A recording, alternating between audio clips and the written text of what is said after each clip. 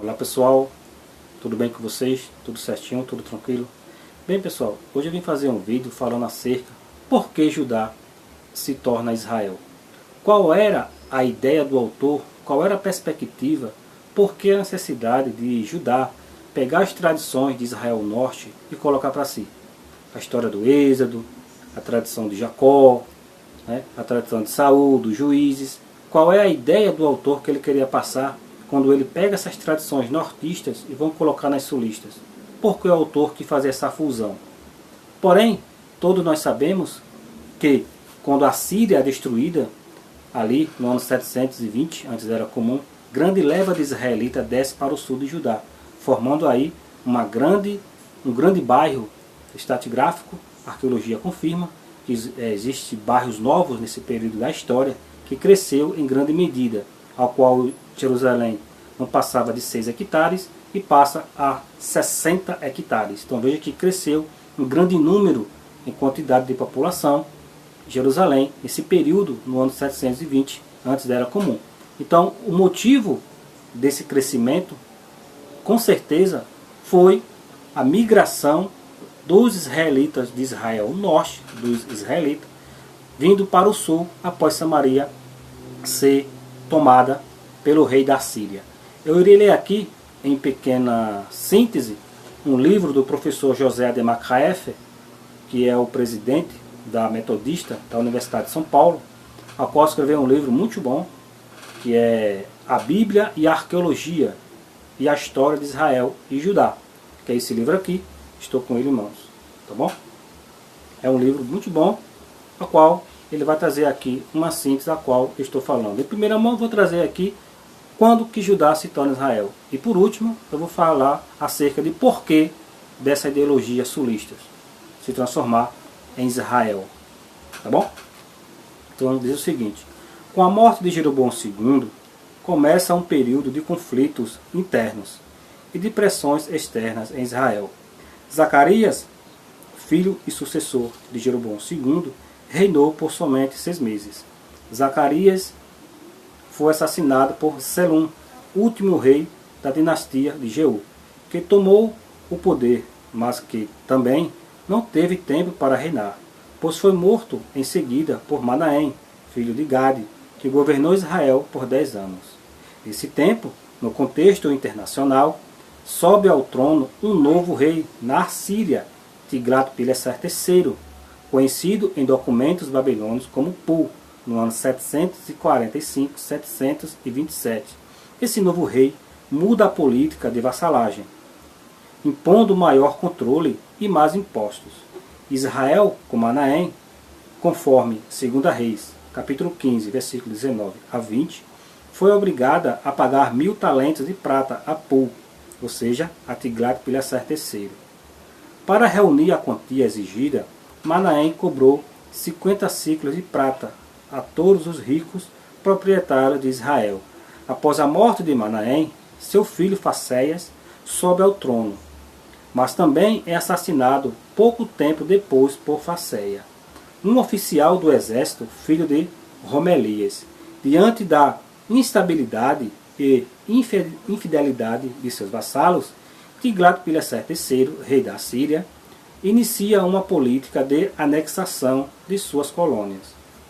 Israel se junta então a uma coalizão que incluía cidades filisteias e arameias para fazer frente ao avanço assírio.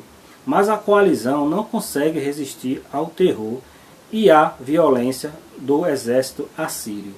Nos dias de Facéia, rei de Israel, veio Tiglat-Pileser III, rei da Síria, e tomou Aion, Abel, Bet, Maaca, Janoé, Sedes, Razor, Gileade, Galileia e toda a terra de Naphtali, e deportou seus habitantes para a Síria. Temos aqui um dos primeiros registros da política de deportação à Síria. É nessa época que Tiglat-Pileser III conquista Damasco, no ano 734 a 732, antes da Era Comum. Depois da queda de Damasco, a Assíria concentra suas forças no território israelita até a costa do Mediterrâneo. Uma após outra, as cidades vão caindo diante do rolo compressor assírio. As escavações arqueológicas encontraram cidades desse período, como Hazor, completamente queimadas. Os anais assírios falam de 13.500 pessoas deportadas. Somente Samaria não foi capturada, mas seu reino ficou reduzido à região montanhosa ao seu redor. O sucessor de Facéia, Oséias, filho de Ela, se submeteu à Assíria, porém, secretamente fez aliança com o Egito, que tinha como meta retomar seu antigo domínio até o rio Jordão. Descoberto o concluo, o novo rei da Assíria, Salmanassar V, no ano 727 a 722 a.C., sucessor de Tiglat-Pileser III, marcha contra Samaria e, conforme o relato bíblico, cerca a cidade por 3 anos, até que em 722 Samaria cai nas mãos do inimigo. Há uma dúvida histórica de que o triunfo sobre Samaria se deva a Salmanassar V ou ao seu sucessor Sargão II, que chegou ao poder na Assíria em 722. Os anais assírios registram que 27.280 pessoas foram deportadas de Samaria e reassentadas em terras assírias. Acredita-se que em torno de 1,5% da população israelita tenha sido deportada. A Samaria, por sua vez, é repovoada por povos transladados de outras terras e governada por um comissário do rei Salmanassar V. O registro anota ainda que os habitantes de Samaria passam então a ser contados como assírios. O relato de Salmanassar V está muito próximo do que conta o texto bíblico.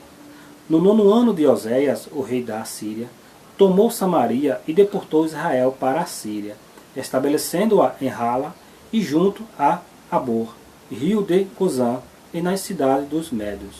Então o rei da Síria trouxe povos da Babilônia, de Cuta, de Ava, de Amate e de Sefarfaim, e estabeleceu-os nas cidades de Samaria, em lugar dos filhos de Israel.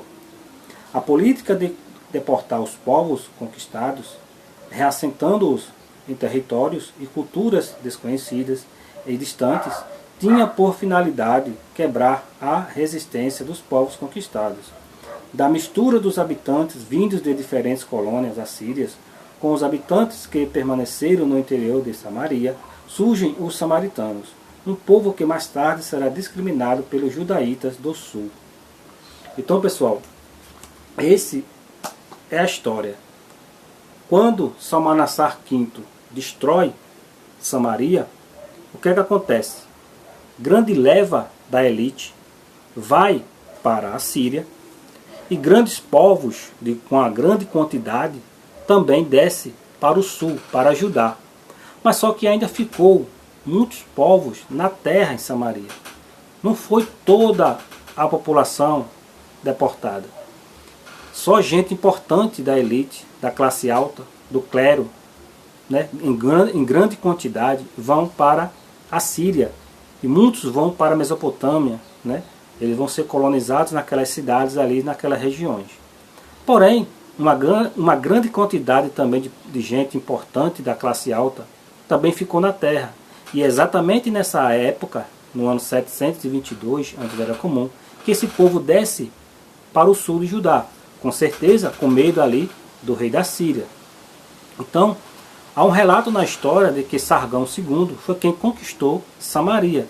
Possivelmente, pode ter havido aí alguma morte, né? Alguma tomada do poder, porque sempre estava havendo entre os reis daquela época, havendo esses motim para tomar o poder, e Salmanassar V ele pode ter sido assassinado, né? E Sargão II tomado aí o reino da Síria. Então, tudo indica que foi Sargão II que conquistou e destruiu Samaria no ano 722.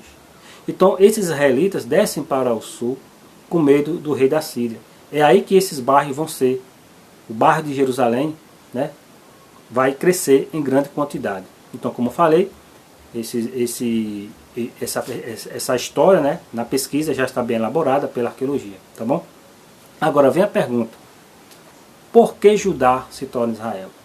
Uma grande questão, a qual nós podemos também lançar aqui, eu até anotei aqui, que é da pesquisa do artigo do professor José de Macaéfer, né, do seu artigo Quando Judá se torna Israel. Por que os judaítas, né, se tornam Israel? Alguns fatores foram importantes para esta fusão. Primeiro, a proximidade territorial, ou seja, sempre houve judaítas e israelitas junto, né? Esse contato dos israelitas com os judaítas não aconteceu especificamente no ano 722. Não. Por quê? Porque tanto Israel Norte como Judá no Sul, eles já se conheciam as suas tradições, eles já conheciam as suas histórias e já conheciam o seu Deus, ou seja, Yahvé. Então eles cultuavam o mesmo Deus, cultuavam a mesma divindade. Nesse contexto da história, no século 8 a século 9, né, Judá já estava aí se formando uma grande cidade, em grande importância, no final do século 8 a século 7, é aí que Judá começa a crescer, e o Deus principal era Yahvé. Israel Norte também a cultuava Yahvé. Então, o primeiro fator dessa fusão de por que Judá se torna Israel é a proximidade territorial também, porque, voltando um pouco na história, no século 9, quando o rei Onri ele assume o poder e constrói Samaria, ele governa tanto do norte até o sul, de Dan a Beersheba. Ele coloca uma das suas filhas, que era filha de Jezabel, no trono em Jerusalém, Atalia. Então, havia contato tanto de israelitas do norte como dos judaítas no sul. Então, eles se conheciam. Então, esse processo do porquê de Judá se tornar Israel está coligado, ou seja, está ligado também nesse processo de territórios muito próximos do outro, e também já se conheciam as suas tradições. O segundo fator é a língua, ou seja, eles falavam o mesmo idioma, entende? E o terceiro fator é o longo domínio, ou seja, de Israel Norte em cima de Judá no Sul. Diz a história que os israelitas do Israel Norte dominaram Judá num espaço de 100 anos, ou seja, os judaítas sempre foram vassalos de Israel Norte. E a quarta definição, né, porque de Judá se tornar Israel, é a crença nos mesmos deuses e Yahvé. Então, pessoal, essa é a pesquisa do porquê Judá se tornar Israel. Nos textos, vocês vão ver, de Reis, Samuel, esses redatores sulistas do Templo de Jerusalém, colocando Israel Norte como seus irmãos. Você percebe que no texto, um sulista judaíta vai escrever a sua história colocando Israel Norte como sendo seus irmãos, parentes, e não são. Todos nós sabemos agora, pela pesquisa e arqueologia mais recente, que Israel Norte é um povo e Judá no Sul é outro povo. Se o Judá no Sul é outro povo, os israelitas de Israel Norte é outro povo, então logo eles não têm a mesma tradição. Porque Jacó é um patriarca de Israel Norte, né? A tradição do Êxodo é uma tradição de Israel Norte. Saul é um patriarca de Israel Norte, ou seja, são histórias diferentes, entende? Então assim, o motivo do autor do texto sulista colocar Israel Norte como seus irmãos e colocando na mesma tradição tem coligação política e acordo desses sacerdotes que desceram do norte para o sul, entende? Então eles vão dizer que Israel era os reis de Israel Norte eram mais pecaminosos do que os sulistas, vão engrandecer o reinado de Davi, vão engrandecer o reinado de Salomão, vão falar da monarquia unida, que nunca houve uma monarquia unida. Esses traços de memória é do tempo de Onri. A arqueologia confirma em Meguido, né, pelo trabalho do professor Israel Finkelstein, como também do professor José de Macaéfer, e o trabalho do professor Elcio Mendonça, do seu livro O Primeiro Estado de Israel. Então a pesquisa está mais do que confirmada de que nunca houve uma monarquia unida. Essa tradição ela vai ser elaborada a partir do século 7 e século 6, na reforma de Josias, para engrandecer esses reis do sulista, colocando o rei Jeroboão como rei pecaminoso, que foi um dos grandes reis de Israel, onde dominou tanto o norte como no sul. Então perceba, pessoal, que a ideia desse pan israelita, de o redator, do autor do texto na narrativa, colocar Israel como o mesmo povo com os judaítas, é uma ideia política e religiosa para unir. Tanto é que Israel Norte sempre foi mais melhor economicamente, politicamente, o território sempre foi mais vasto, sempre a terra sempre foi melhor para cultivar e etc. Então, essas glórias do norte vão ser colocadas nos textos dos sulistas e vão colocar para si, numa ideia pan-israelita, colocando sempre Jerusalém no ápice, coisa que nunca aconteceu. Israel sempre foi maior em todos os sentidos. Tanto os reis eram mais importantes, Jonri, que fundou Samaria, Acabe, Jeroboão, sempre foram os reinos de grande importância da história de Israel Norte. Davi e Salomão, temos uma estela de Teldã que fala sobre casa de Davi. Possivelmente Davi pode ter existido como um líder territorial, local, numa cidade-estado, mas não com toda essa grandeza como diz a narrativa. Então perceba que a ideia do autor, que ele quer colocar no texto, dizer que Israel e os judaítas é o mesmo povo, o motivo é querer colocar para si uma história que ele nunca teve. Entende? Então a vontade dessa memória colocar para si. Territorialmente, Jerusalém é muito pequena, muito menor do que Israel Norte. Então ele queria tomar posse da terra, coisa que nunca aconteceram, porque nesse período do ano 722, quem está dominando Samaria ainda é a Síria. Então não tinha como Jerusalém, com o rei na cidade ali, querer tomar esses territórios, porque Judá não passava de uma pequena cidade-estado. Ela vai criar uma grande importância no final do século 8 a século 7, quando Samaria é destruída. Então perceba que para Judá querer criar um ar de superioridade, querer criar alguma coisa de importância em Jerusalém, é preciso que o seu irmão, entre aspas, seja destruído. Ou seja, Jerusalém, os judaítas no sul, só vão criar alguma importância quando os israelitas é destruído. Então, para que Jerusalém cresça, é necessário que os israelitas sejam destruídos. Então, esse foi o pequeno vídeo de hoje. Tá? Vamos já a 17 minutos, não quero ser mais extenso do que isso. Qualquer dúvida, deixa aqui abaixo nos comentários. Eu vou deixar aqui todas as descrições e a referência bibliográfica, tá bom? Então, concluindo e resumindo, é o seguinte, pessoal. Então, o motivo, né, de Israel, ou melhor dizendo, do judaíta do sul, do autor, ou os autores, ou os redatores, na narrativa, colocar ou querer transformar Israel norte para si como seus irmãos e colocar as histórias para si, é porque eles nunca tiveram essa grandeza. Eles queriam colocar para si algo que nunca teve, né? Então na história nós não temos isso. Isso só vai aparecer, essa grandeza de Jerusalém, nas narrativas. Tá bom? Então esse foi um dos motivos. Querer tomar posse da terra, querer colocar ele como seus irmãos, algo que nunca aconteceu. Não eram irmãos, não eram parentes, não eram primos. Depois que a Samaria é destruída, como falei outrora, essa migração dos nortistas vão para o sul, aí é que vai haver casamento de israelitas com judaítas. Mas aí é outra história. Tá bom, pessoal? Então esse é o vídeo de hoje.